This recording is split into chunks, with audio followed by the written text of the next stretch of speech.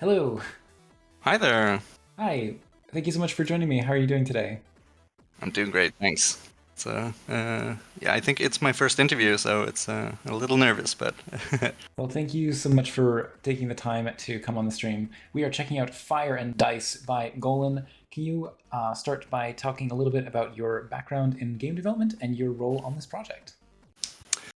um, so I guess I started back in seventh grade working with Game Maker and such. Just that was a nice tool to do drag and drop programming and so on. And then in high school, I started with some actual coding, and eventually in university got into web development. In which case, Fire and Dice is made with TypeScript and Phaser.io. And so, with some practice from previous game jams and a lot of good friends, we were able to make this, yeah, pretty nice game. I think it turned out. Nice. So I have to ask, which version of GameMaker were you starting out with? I started.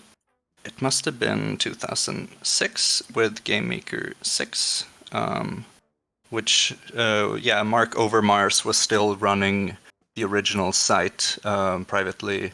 And then as it upgraded to Game Maker 8, I think Yo-Yo Games bought it up and made the Yo-Yo Games sandbox page, in which Yeah. I posted a handful of games and, got a bunch of comments from other 13-year-old kids who were like, "Oh, I like this MS Paint art." That was like the prime gaming of the time. Uh, but that was a really good way to get into coding and the community and just like making things and getting reviews from other people. I Yeah, kind of missed absolutely. that. Shame it shut down eventually, the sandbox thing. Yeah, I guess that there was maybe the hosting costs just weren't worth it to them. I don't know, because I Probably, also yeah I started with GameMaker version just one before you did. I started with version 5, and ah, yeah, it gives me a sense of like how long we've both been doing this. wow, yeah, that's really cool. Because I mean, it was really basic back then, but Mark Overmars had made like these simple tutorials on like how to make your own little platformer and 3D maze. So Yeah, I kind of religiously like tried making his tutorials just to get into it, and then you fiddled with the settings and kind of made your own little mod, so to speak. It was like a good way to get into the groove of things. oh yeah, I didn't even notice the storage slot. Thanks for pointing it out, Dr. Tronic. But yeah, so I realized that so the core mechanic of this game is like very simple to get into. I appreciate that you're sort of like starting off with numbers that are like very easy to kill the little invading. I don't know. Do you see them as peasants, or like what are the first round of guys? So the first rounds are peasants, then we move on to squires, the guys with suits here. Um, and we were very inspired by Plants vs Zombies, which Hmm. has a similar kind of grid mechanic where it's like a tower defense, except here the towers explode on impact, so to speak. And then yeah, we made some changes, like the storage thing. It's missing graphics right now. I'm thinking we should add some cool little treasure chest or something. But it gave us a little bit of leeway for the RNG, because like sometimes you got really bad rolls and you just immediately lost. And so Hmm. now you can at least like store, a good blue dice for later in case you run into trouble. A Yeah, little more so strategy. it's red is the sort of cross shape, blue, green is the straight line, and then which one's the blue one? Blue one is the vertical line. Oh, okay.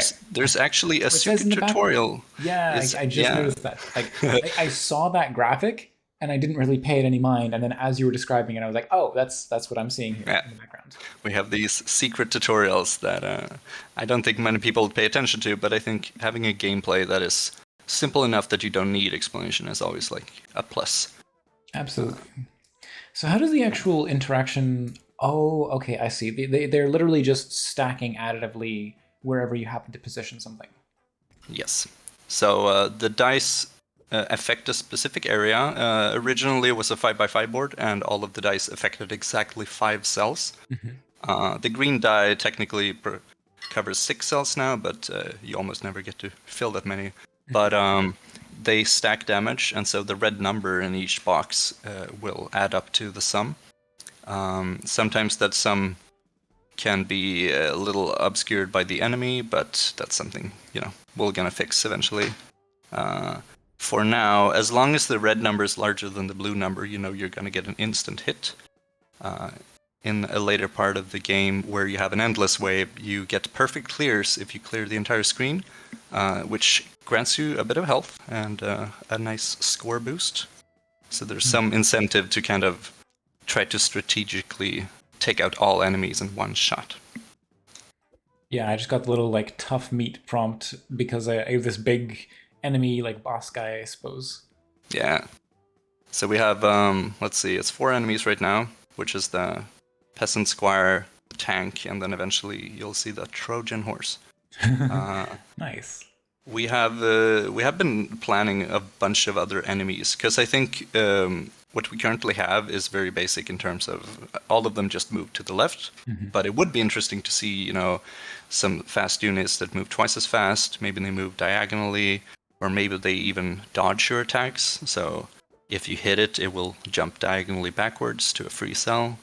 And so maybe you have to like cover a bigger area around it to guarantee damage. Maybe have a knight that moves like a chess knight pattern would be kind of funny. Those are just for enemies, but there's always the possibility of moving the enemies around using some sort of dice or knocking them back or having a power-up. Yeah, there's a lot of potential for, yeah. Absolutely. You're immediately giving me like Into the Breach type vibes with the like trying to reposition enemies so that a particular die is more powerful, like Yeah. lining up enemies so they all get hit by a straight line dice. Precisely. Because right now, you don't... Well, I'm not sure how behind the stream I am, but the green dice are kind of ineffective because all of the enemies are on their own lines. So this is like an opportunity where you would want to like push one enemy in one direction, one step, which would let you deal a bit more damage and plan things. But yeah, that's gonna be some. Yeah, we've gotten a bunch of cool feedback on like how we could make the gameplay more interesting. So that's something that we're currently working on a bit, although a bit slowly because everyone has work and such nowadays compared to the Jam where you get a lot of stuff done in so short time. Yeah, of course. And yes, Dr. Tronic, I did see the news that Into the Breach is getting a big expansion. I'm very excited about that. But we can actually skip ahead a bit and then talk a bit about like what are some of the other plans you have for the like upcoming version of the game. Just since you have mentioned that you are continuing to work on it. I think so. Some of the core mechanics that we need is shorter and more packed rounds. I think having like shorter levels, like say you only get 10 or 20 lines of enemies and then you're done, means that we can also increase the difficulty and make it more interesting to like plan your moves. So I think having like a little story mode, say a simple one, you have 5 levels in a world where you progress in the forest towards into the town, into the castle, and then you have a boss of some sort. That would be a really nice goal to make it like a complete game. Then I think having an endless mode is always like a nice arcade option for online high score, that kind of stuff. Possibly a time attack of sorts if you want to do it more fast. Mark had a comment on that. He figured we would need a timer on the game. I disagree. I think that while it's a nice idea, it does change the gameplay to become more of a... There was another game that was similar where it's more stressful. The enemies are moving at a constant pace and you have to like keep them in check. But we wanted a more, wholesome puzzle experience, I suppose. Yeah, I can appreciate just because someone says like, "Oh, your game would be better like this." It's like, well, what you're suggesting is that you feel that it needs some extra bit of challenge. And rather than just taking that first suggestion of, "Oh, okay, I'll just add a timer," that makes it more challenging, right? It's like, well, there are other ways to make something feel more challenging. So for sure, yeah. So I think that while having shorter, conciser levels would be more fun for a complete story, the way we increase complexity is twofold. It's making more interesting enemies. For instance, it could be wizards that fire like big fireballs that move twice as fast, and you have to like deflect them or destroy them before they hit you. I think shorter levels would allow you to take more hits, so you would like have to tank damage strategically. As long as you survive, that's when you win. So enemies have a lot of variety we could play with, and then for the dice, technically you have the same there. New patterns, maybe some store where you like up your dice counts, or you make your custom die like in Mario Party, where you have an all 3-sided dice, or no, it's a 6 dice with 3s on all sides, or Yeah. a bunch of 1s and a bunch of 6s or something. Something like that to like just shift things up a little, because it does become predictable after a while, I think. But I think that's mostly it for future plans, because that's something that's doable. At least it's sticking to the raw gameplay, just adding to what's already there. And yeah, we'll see how the team is feeling after we make some changes, or what people like and the feedback we get. Yeah. So right now, what's the actual failure condition of the game? You have 6 health. Currently, you haven't taken any damage, and so your health bar is kind of secret. Every enemy currently deals exactly 1 health or 1 damage. I think changes there would be that you actually have hearts, and then the peasant deals a quarter heart, the squires deal half a heart, something like that, Zelda style. Okay. That'd make it more clear. But then, so the way you fail, yeah, essentially it's only when you take enough damage. Eventually, the Trojan units, since they spawn more enemy units when you kill them, will lead to like a position where if they're too far ahead and you break them, they will automatically attack you on the next turn, because the peasants will always progress. So there's some like trap falls or pitfalls like that, where you get a bunch of enemies. Oh, here it is, the Trojan. So this enemy has a bit of a little secret when you kill it, which I guess it's pretty obvious, but That's very good. I think more units like that would be interesting, where you can't kill them immediately. You have to kind of like they spawn off something else, and you have to kill that. So you kind of have this strategic, like you have to defeat its shield until you can deal damage, or you have to move it into the right slot before you're able to deal damage. So it becomes more of a like planning on where to move them, or which enemy to attack in which order. Yeah, absolutely.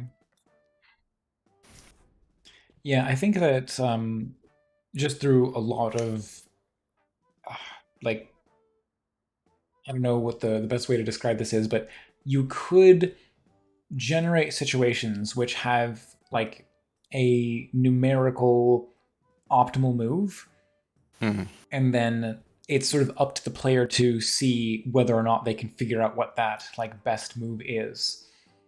Yeah. That could definitely work as like a pure puzzle game, where you kind of just get screens where there's always one way to kill all of them in one move. I think that's something we kind of strive for with the intro levels that you play are predetermined. Later on, it will be like endless, but the predetermined ones, sometimes we have ranged the units in places where it's easy to hit a lot of them in one hit. So things like that would, I think it's doable, but then we would have to remove like randomness, because currently the units do have like a bit of random health. Say the squires are between 5 and 9 health. Yeah. And if we want to make it purely puzzle, we would probably have to make, very predetermined everything, which I think could work. But yeah. It could. I don't feel like it absolutely has to be a pure puzzle experience, but I think that you can allow for the generation of an optimal move without turning it into a complete chess puzzle. Again, going back to Enter the Breach as an example, where it feels like there is an optimal move every turn, but you don't have to agonize over it too much, as long as you kind of end up in a situation where it's like, okay, I deal pretty good damage to everything. But I think it is going to be very satisfying to get that feeling of like, oh wow, I got to line this dice up and hit these guys across here, and that also hits this vertical, line that up with this vertical column to kill this one knight who got a lot of health, and then also hits these three peasants and these two peasants down here. Like, I think that is the most satisfying use of your dice when you're able to like really stack up your damage. Yeah, I agree. I think that there's a lot of situations later on where you do get that satisfaction of planning ahead. Mm-hmm. Because in the random waves, you can kind of see that, oh, I want to kill this straggler unit up here, so all of the bottom units are aligned, and then you use a green die to take out all of them in one swoop. So it's kind of things like that where you get that perfect clear, which grants you a little score boost. Exactly, But and but yeah, considering it's randomly at the moment, like if you get a Trojan, you can't kill it in one hit because it will spawn units, and so there are some situations where it's kind of inevitable that you have to like progress. But I don't know. It's I think it works like for being kind of random as it is right now, but there could yeah, probably be like absolutely. a more like puzzle level per se. Like if we make a game with 5 levels, then the first level could definitely be more streamlined Mhm. to have like a tailored experience, so to speak. Yeah, I think that's where the like dice that push characters would really come into play, because then you might decide like, well, I'm not going to kill this character this turn, but I just want to push them up so that they end up stacking up and making a better pattern for me to clear on a future turn. Mm, for sure. Yeah, we have to figure out how to do the move dices because they do need to be. I mean, it's a limitation we set up to ourselves that dice have to be in empty slots. It just kind of made sense because then you don't have the overlap of like having 4 dice in the same place and then you don't know which to move. So having a push dice currently would be a little problematic because like you have to place it above or below the unit you want to push in the other Hmm. direction or something like that. So it's something we'll have to experiment with, see if it makes sense, and then maybe tailor it to. It could also be like if in Candy Crush you have those special moves like the lollipop that lets you clear one specific color or whatever. Uh, it could be that kind of microtransaction similar power-ups where you get a power-up that moves a unit wherever, you get a power-up that will flip your dice Hmm. or change a dice color, and like power-ups like that could work. It's probably the simplest. I don't know how fun it is, but it is one of those in the dire moment you will use it to kind of hang on. So in a sense, I think the game is suitable for mobile uh, microtransaction. I don't know. It wasn't intended, but it feels like one of those games that you could make very unfair and then ask the player to kind of chip in. Yeah, yeah. No, I think that is done more often than people realize, where games are like, I don't think anyone realizes just quite how easy it is to like predetermine a match three that is like designed to look like it's almost possible, but then you fail one move away from success, and then it's like, oh, just pay $1, don't worry about it, and then you get the thing that'll let you clear it in 3 moves, no problem. I am certain that the algorithm they use is determined. Like it makes moves that will lead to those situations more often. Yeah, That like exactly. has you one away. Yeah, it's really cleverly made because it does feel natural, but there's sometimes when you notice that it's very obvious where if you have no matches and it forces a match, it will always keep doing it at the top, and then you get like this 5 combo at the very top line where it just keeps dropping 3 of the same like 5 moves in a row, and like that doesn't make sense. Yeah. But it's I don't, they have psychologists working They at do. King They do. figuring. Yeah, People need to be wary of that. But yeah, I just want to quickly acknowledge, like, yes, Mango Dev, I met your challenge, got over a score of 500, in fact. And also, hello to, I'm not sure how to say the username exactly, but Meow yeah. 280. Meow is a friend of mine who has been working on previous game jams. There's Nice. one on my itch.io page, maybe 2 actually. I don't remember. We worked together for quite a while. The community we have is like a little Discord group with people we've met from all over the world. It's people from programming server and then some real life friends and then this and that. So we ended up a little bunch of programming fanatics. And Nice. then so for instance, Lux, who made the art, the dragon, and the enemies, is from Norway, and so is Arctic, and then we have some other people from South America and some from America. So it's like a little bit from everywhere.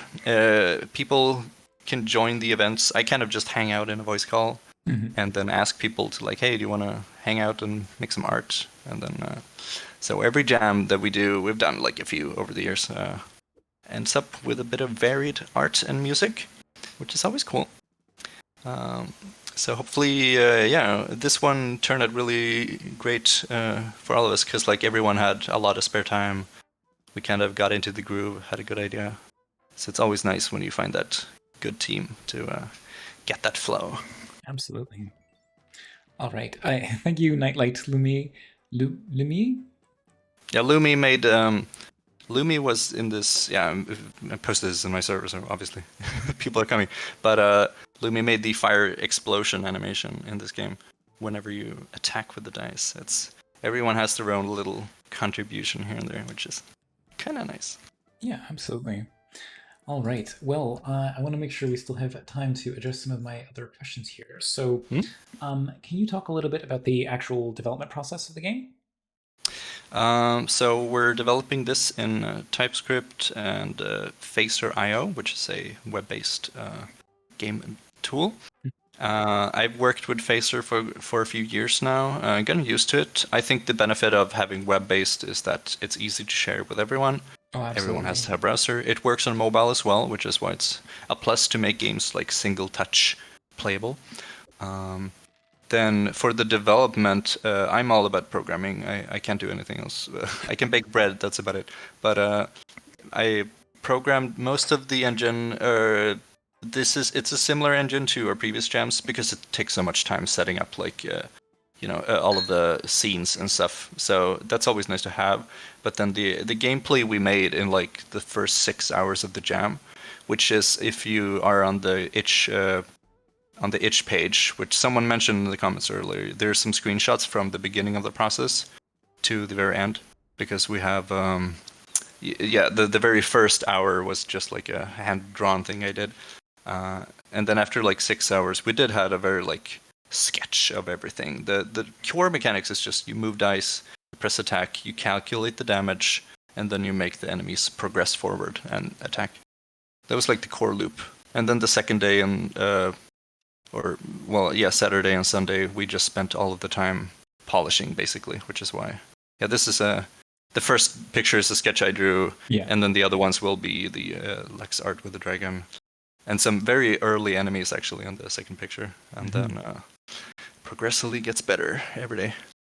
So a lot of finishing touches that last, few hours, which is when the stress is on. But Oh, for I real. think Yeah. that's a nice, of course, game jams are all about having fun and making like a new type of interaction. That's what people want to see, like a new type of gameplay. Mhm. But if you can come up with an idea that is like easy enough to code, then that's like the most important part because that's if you can play the game, then you have a game, and then the rest of the art and music, it's stuff you can always polish and stuff. Um, Yeah, uh, absolutely. but yeah. But a bit more about progress would be I sit there, do code, and kind of manage my friends around, like in a call, like, ooh, wouldn't it be cool if we had this? And then they get to work on drawing, and everyone is streaming whatever they're doing. So there's a lot of back and forth, like, ooh, no, we should do this instead, and then we change. Usually, like some people have to go, and then it's fine. You just have someone else do that part. Like, so for this one, the art style was surprisingly like coherent. Mhm. Last year, art style was a little like mixed because we had like 3 different artists doing this and that or something. So it really depends on the team, but very proud of my friends. Ooh, I finally took damage here because I was trying to set up a combo, but yeah. Oh So yeah, there's oops. my health meter there, and you. So this is this how do I don't have any sense of like how long this campaign is going to last. So you're currently on endless mode, and the Okay. endless mode is endless. So we made a bunch of predetermined levels to ease the difficulty, kind of like a tutorial. And then, because originally it was just endless, but it felt kind of boring, so we got a little bit of tutorial. But then endless mode is just some people have spent hours playing this game. There was someone in the comments who got like 20,000 points, and considering you've gone thousands now over half an hour, times times that by 10. So they yeah, probably didn't enjoy the game too much after 5 hours of playtime, but which is why I think that we really need to like up the difficulty and make the sessions shorter, uh, but more like challenging. Because like if you only have like 20 waves and they're hard and you do take some damage, then you could like push to protect yourself or make some strategic ways to like grind the last few rounds, so to Yeah. speak. Yeah, I think that is the difficult thing to keep in mind is just how you end up with these experiences which they like it works. It's just you still have to account for that balance as you were describing. Like Mm. it should put a little more pressure on the player so that it wraps up a little faster and you Mm. feel more like a shorter, tighter play session that like feels a bit more like mentally challenging.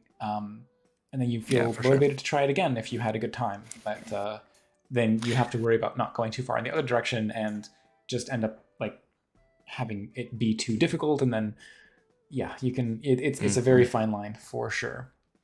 I think that the game becomes more interesting when you have a lot of enemies covering the screen. Of course, that's gonna put you in a very bad situation, but I think having more intense levels where enemies kind of spawn sub enemies or bullets or that kind of stuff Mhm. will keep the screen busy, because when the screen is busy, you have more strategic ways to arrange your dice. Not just like, oh, there's one line of enemy and then you just kill them, because there's no thought involved. So something like that, to make, yeah, more like strategy, not necessarily like more difficult, because everything is RNG after all. Mhm. Mhm. But like, yeah, it's a strange balance, even though like I'm surprised it kind of works this well, considering it is mostly RNG.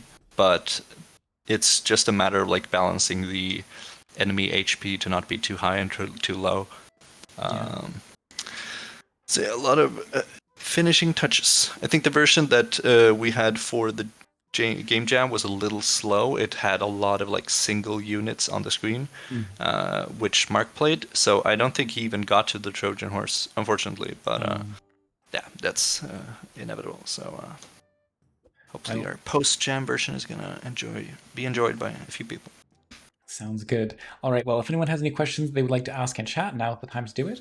And Mhm. otherwise, you mentioned you had the Discord community. Is there anywhere else that you'd like to like actually link to in the chat so people can find you or any other projects you're working on? Yeah, our community is closed, but you can visit my itch page, golen.itch.io, where I do have links to, say, my portfolio, where I post a bunch of games, and then my Twitter, which isn't too active, but eventually it will kick up in speed. I have like a few dozen old game jams, which I probably should upload to itch just to kind of get them out there. Some of them are cute. But I will, yeah, probably get more into social media so people will know where to find my stuff. Okay, sounds good. So for now, I can just repost the link to your itch.io page and grab your Twitter from here as well. There was a question here. What's your favorite part of the jam? And that would probably be just like hanging out with everyone and just spawning ideas and going so quickly about making something in just a matter of hours. Just feels amazing. It's a wonderful jam. All right. Well, thank you so much for taking the time to discuss the game with me here. If you do end up getting a new like post jam version of it, I would love to take a look at that as well, and maybe we can have some of the other people who worked on it participate in a longer form interview. But yeah, thanks again for coming out today and for Yeah. talking about the game. Thank you very much. Have a great day.